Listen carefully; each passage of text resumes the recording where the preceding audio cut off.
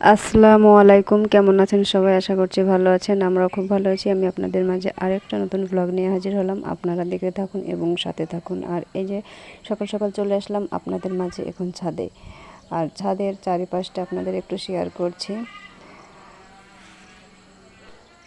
এখন ঘড়িতে বাজে ভোর 5:30। আর এই যে একটু কুয়াশা কুয়াশা ভাব চারি সাইডটা। আর সকালের দৃশ্যটা আমার খুবই ভালো লাগে, তাই একটু ভাবলাম আপনাদের একটু শেয়ার করি। আর তারপরে চলে আসলাম রান্নাঘরে। আর সকালের যে সমস্ত কাজ আমি অফ ক্যামেরায় আমি সেরে নিয়েছি। আর রান্না থেকে আমি আপনাদের শুরু করছি আবারও। আর এই যে এখন আমি 6টা ডিম সিদ্ধ করতে দিলাম। আর এদিকে ভাতটা হয়ে এসেছে, তাই একটু নেড়ে চেড়ে দিচ্ছি।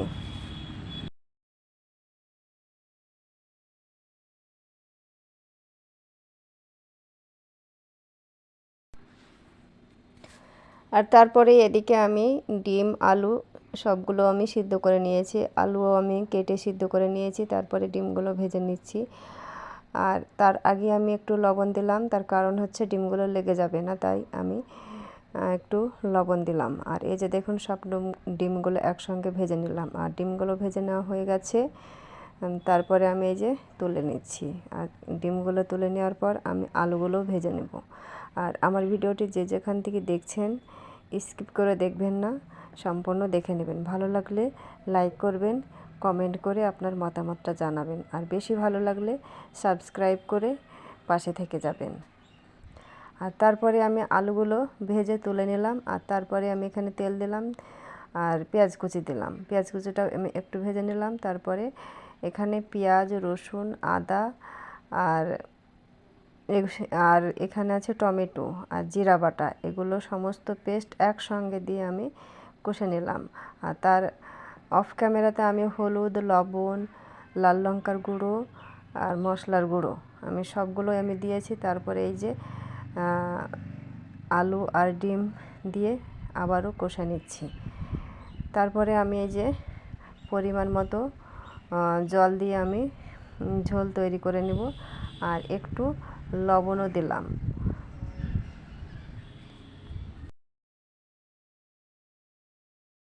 এই যে ভালোভাবে কষে না নিলে তরকারিটা একটু ভালো লাগে না খেতে, তাই একটু ভালো লাগার জন্য আমি তরকারিটা ভালো করে আমি কষে নিয়েছি সমস্ত মশলা দিয়ে। তারপরে পরিমাণ মতো জল দিয়ে ঝোলকে আমি ফুটিয়ে নিয়েছি। এবার তরকারিটা হয়ে গেছে, এখন নামিয়ে ফেলবো।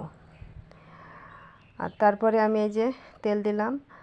আর এতে পেঁয়াজ কুচি আর কাঁচা লঙ্কা কুচি দিব। দেওয়ার পর আমি আপনাদের কিভাবে মসুরির ডালে ভর্তা তৈরি করতে হয় আমি সেটাই তৈরি করছি। আমি ডালকে আমি আগে একটি বক্সে করে আমি ভাতের সঙ্গে সিদ্ধ করে নিতাম, তারপরে আমি ডাল ভর্তা করতাম। আর আজকে আমি আলাদাভাবে ডাল ভর্তা করছি। এই যে তারপরে আমি মসুরির ডালগুলো দিলাম, পরিষ্কার করে আগে ধুয়ে নিয়েছি। তারপরে মসুরির ডালগুলো দিলাম। আর তারপরে একটু লবণ দিয়ে আর তেল দিয়ে আমি কষে নিচ্ছি। তারপরে আমি একটু জল দিয়ে আমি সিদ্ধ করে নেব। এটা হচ্ছে একদম সংক্ষেপে রান্না।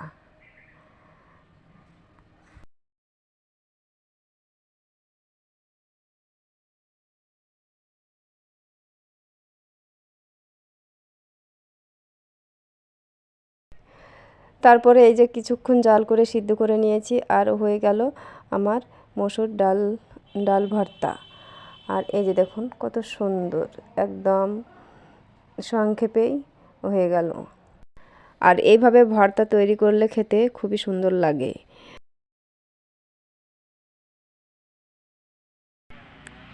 আর তারপরে রান্নাবান্না শেষ করে চলে আসলাম। এই যে এই রান্নার এই জায়গাটা পরিষ্কার না করলে একটুও ভালো লাগে না। আর এই যে আমি রান্নাঘরটা একটু আমি পরিষ্কার করে দেব, তারপরে খাওয়া দাওয়া করে নেব।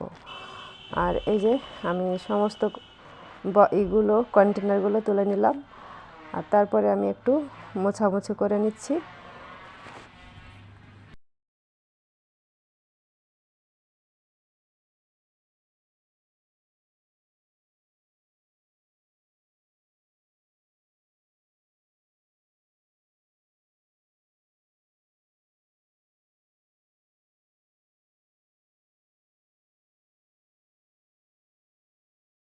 তারপরে খাওয়া দাওয়ার পর চলে আসলাম, আর এই যে কলার খোসাগুলো এখন জৈব সার তৈরি করে নেব, তাই আমি কলার খোসাগুলোকে ছোট ছোট ছোট ছোট করে কেটে নেব। আর আমি এই কলার খোসার জৈব সারটা আমি লেবু গাছে প্রয়োগ করব, কারণ লেবু গাছের ছোট ছোট লেবু ধরেছে, সেগুলো পড়ে যাচ্ছে, তাই আমি কলার খোসাগুলো এখানে কেটে জৈব সার তৈরি করব। তারপরে কলার খোসাগুলো আমি কেটে নিয়েছি। তারপরে আমি জল দিয়ে 3 দিন আমি ঢেকে রেখে দেবো, তারপরে জৈব সার তৈরি হয়ে যাবে। আর আজকের মতোই ভিডিওটি শেষ করলাম। ভালো থাকবেন, সুস্থ থাকবেন। আল্লাহ হাফেজ।